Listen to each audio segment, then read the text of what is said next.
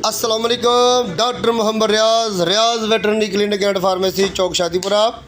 आज हम एक नया केस लेकर आए हैं आपके सामने। ये बेहतरीन केस लेकर आए हैं। ये इस केस को, इस गाय को क्या मसला बना हुआ है।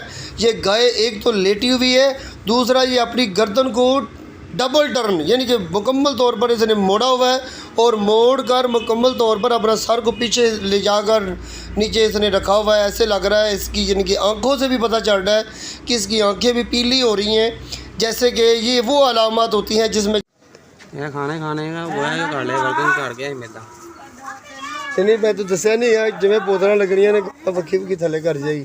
मैंने कहना प्लेट प्लूट लो, मैं वो चीज मशवरा कर रहे हैं। मैंने पता तेरी गल इधर ही आ रही नहीं। मैं समझा कि कहंदे सियाने किसी ने कहा है कि ज्यादा गांव पर हो जावे कदों बिल्कुल करना पैंदा। कई बंदे दातरी छुरी मार लेंदे ने।